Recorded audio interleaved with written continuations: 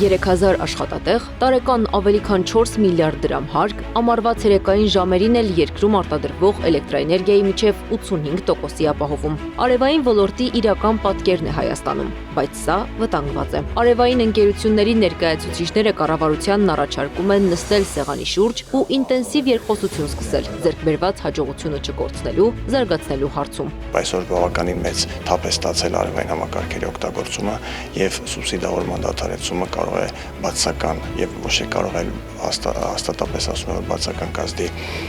օգտագործման տեմպի վրա, աճի տեմպի վրա։ Կառավարությունն արևային ոլորտը զարգացնելու համար մի շարք ծրագրեր էր իրականացրել։ Արտոնյալ պայմաններով վարկեր, մարզերում միջև 0% տոկոսադրույքով վարկերի տրամադրում բնակիչներին արևային էներգակիրներ ձեռք բերելու համար։ Այդ ծրագրերը պետք է կատարելագործվեն, կարծում է Հայկ Շեկյանը։ Մենք ասում ենք, որ սուբսիդավորումը դա պետության իրականացրած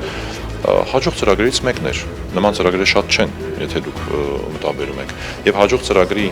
փորձը պետք է վերլուծել, այդ դրա մեջ չհաջողված եւ չաշխատող կոմպոնենտներից հրաժարվել, իսկ նրանք, որոնք իրենց կենսունակություն եւ հեռանկարությունը ապացուցել են, հակառակը ուժեղացնել։ Այսինքն օրինակ, եթե մենք խոսենք այսօր կൂട്ടակային կայանների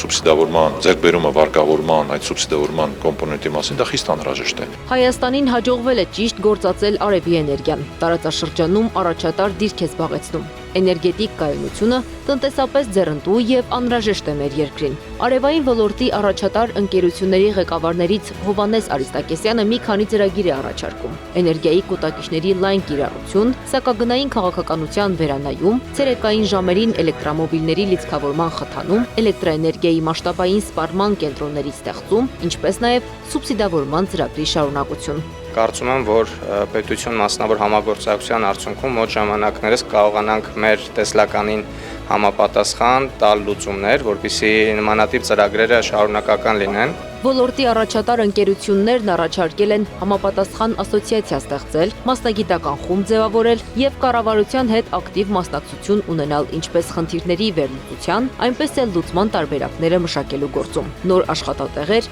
ներմուծվող էներգակիրներից կախվածության նվազեցում եւ տնտեսության համաչափ աճի խթանում։ Արևային էներգիայի ոլորտի զարգացումը կարեւոր է։ Ոլորտի ներկայացուցիչները վստահ են, այժմ կայացվող որոշումներից է կախված, կշարունակենք արևի ուժով շարժվել դեպի կայուն ապագա, թե ետ քայլ կանենք։